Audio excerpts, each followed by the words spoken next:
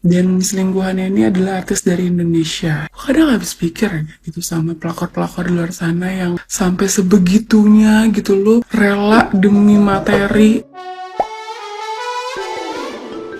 Hola netizen yang tercinta. Baru-baru ini polemik rumah tangga seorang wanita asal Korea Selatan bernama Emi viral di media sosial. Polemik rumah tangga Emi heboh lantaran menyeret nama penyanyi dangdut Tisha Ernie. Berdasarkan curhatan Emi, Tisha Ernie membawa pergi anak-anaknya untuk ikut bersama sang suami. Beredar rekaman video dramatis saat Tisha Ernie mengambil bayi yang baru dilahirkan Emi. Emi menyebut sang suami Aden Wong berselingkuh dengan Tisha Ernie. Bahkan mereka telah memisahkannya dengan anak-anaknya, yang salah satunya masih bayi. Tidak hanya curhatan Emi yang disorot, rekaman video dramatis Tisha Ernie mengambil bayi yang baru dilahirkan Emi pun menuai amarah netizen yang budiman. Kala itu, Tisha Ernie mendekap bayi sembari menaiki anak tangga darurat sebuah apartemen. Ia sempat menoleh ke arah Emi dengan tatapan tajam. Sementara Emi histeris dan meronta dipegangi sejumlah orang. Sejumlah netizen yang berbakti menyebut tatapan Tisha Ernie seolah pemeran antagonis di film-film. Sebagian besar netizen yang budiman ikut menanggapi. Mereka setuju tatapan Tisha Ernie seperti ibu tiri yang kejam. Namun sebagian lagi menyampaikan komentar yang cukup sadis.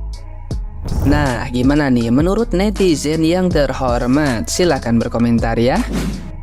Pelakor lagi. Mungkin banyak dari kalian yang udah pernah ngeliat video ibu ini. Gue coba ceritain kronologinya, lo nonton sampai habis. Jadi ibu ini bernama Ami. Dia ini adalah WNA dari Korea. Sudah menikah dengan suaminya selama 16 tahun. Tapi bernasib buruk suaminya malah selingkuh dengan artis Indonesia yang diduga adalah Tisha Ernie. Mungkin dari kalian banyak yang belum tahu siapa itu Tisha Ernie. Tisha Ernie ini adalah penyanyi dangdut sekaligus model majalah dewasa. Dan dia sempat terseret kasus prostitusi di tahun 2021 di Semarang. Bahkan Tisha sendiri pernah mengaku kalau dia adalah teman tapi mesranya Mas Sule pelawak. Di tahun 2021, Tisha ini sempat dikabarkan ditangkap polisi di salah satu hotel kawasan Semarang, Jawa Tengah. Dari info yang beredar, si Tisha ini memasang tarif sebesar 25 juta. Namun isu tersebut menguap begitu saja dan tidak ada kejelasan sama sekali. Jadi menurut berita yang disebarluaskan oleh Ami di sosial media, suaminya ini sudah berselingkuh dengan Tisha saat dia mengandung anak keempat, dan bahkan suaminya ini tidak percaya kalau anak yang dikandungnya itu adalah anak dia. Yang akhirnya si Ami ini melahirkan anak keempat tanpa didampingi oleh suaminya dan hanya dibantu oleh pembantunya aja. Awalnya suaminya ini memberikan hak penuh atas keempat anaknya ke Ami, tapi setelah 1 bulan anak keempatnya lahir, suaminya ini mengambil semua anaknya. Bahkan anak keempatnya pun yang baru aja lahir dan masih proses ASI diambil oleh suaminya dan tidak memperbolehkan ibunya bertemu dengan anaknya. Bahkan hanya untuk memberi ASI pun tidak boleh. Dari kesaksiannya Ami, suaminya ini mencurigai Ami menggunakan ilmu hitam untuk mengkill selingkuhannya dan meninggalkan anaknya. Bahkan suaminya menuduh kalau pembantu yang menjaga Ami itu adalah seorang dukun. Saat ini Ami sedang berusaha untuk mengambil kembali haknya dan meminta pertolongan ke semua orang, bahkan institusi yang kemungkinan bisa membantu mengambil haknya kembali sebagai seorang ibu. Kita doain yang terbaik ya guys, semoga si Ami ini bisa bersatu dengan anak-anaknya lagi. Dan buat suaminya dan pelakor, kita doain semoga dia punya penyakit kulit yang tidak sembuh-sembuh, kulitnya kayak kadal sampai muka-mukanya kayak kadal gitu kan.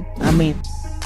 Jadi gue itu baru banget bangun tidur, terus gue langsung liat video si ibunya ini yang diselingkuhin sama suaminya. Jadi ibunya ini berasal dari keluarga negara Korea dan selingkuhannya ini adalah artis dari Indonesia. Kadang habis pikir ya, gitu sama pelakor-pelakor di luar sana yang sampai sebegitunya gitu loh, rela demi materi, demi keberlangsungan hidup, demi kemewahan atau demi apapun itulah ya, sampai sebegitunya lo nyakitin sesama perempuan gitu kan. Apalagi yang gue tahu ibunya ini punya 4 anak dan anaknya tuh ada yang masih kecil banget, masih bayi gitu ya.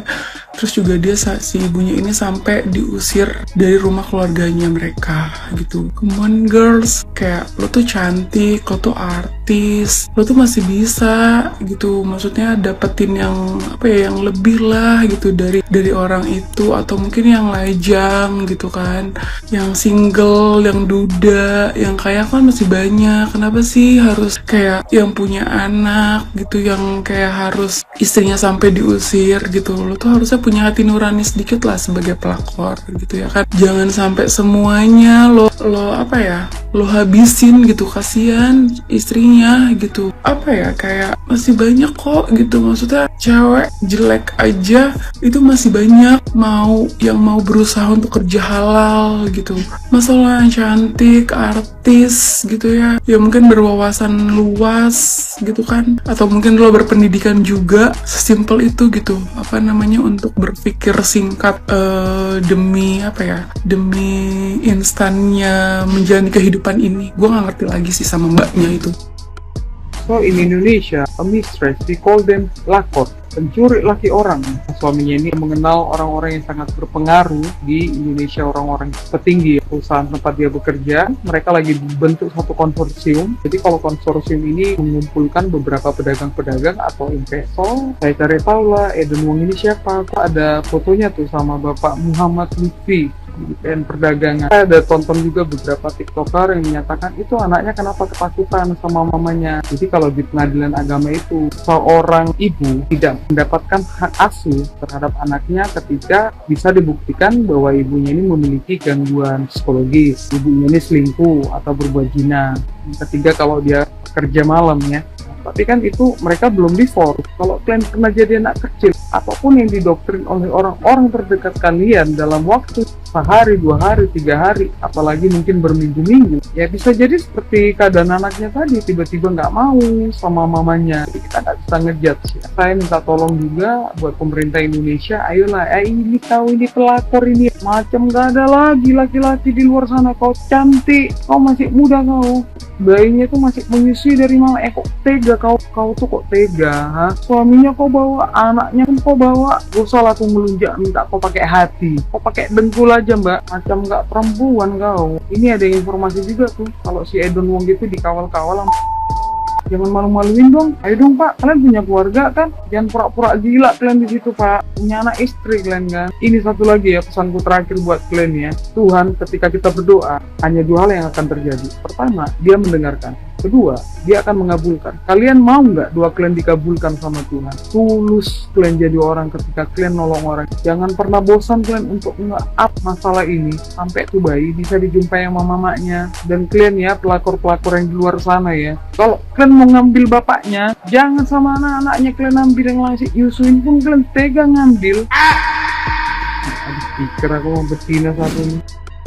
Aku yakin beberapa dari kalian udah sempat lihat cuplikan video di FYP. Ada ibu-ibu yang nangis histeris teriak-teriak karena anaknya diambil sama cewek lain. Kalian harus simak cerita ini dari awal sampai akhir karena aku yakin kalian bakal kaget, gak nyangka, karena bener-bener plot twist banget. Jadi namanya Bu Ami, dia punya suami yang bekerja sebagai petinggi di salah satu perusahaan asing ya. Awalnya rumah tangga mereka ini baik-baik aja, adem ayem aja. Bahkan Bu Ami dan suaminya ini sama-sama tahu password handphone, password laptop. Jadi tingkat kepercayaan mereka itu udah sampai sedalam itu. Bu Ami juga nggak pernah ngecek ya, karena ya itu tadi, tingkat kepercayaan mereka udah sampai sedalam itu. Sampai tiba satu hari di mana Bu Ami tuh punya firasat buruk. Firasat dia harus ngecek handphone suaminya. Jadi dia ngecek tuh handphone suaminya di bawah selimut pas mereka tidur kan. Ternyata ada satu pesan yang membuktikan bahwa suaminya ini telah berselingkuh atau punya cewek lain, yang ternyata lagi ceweknya ini adalah mantan penyanyi dangdut yang pernah terlibat kasus prostitusi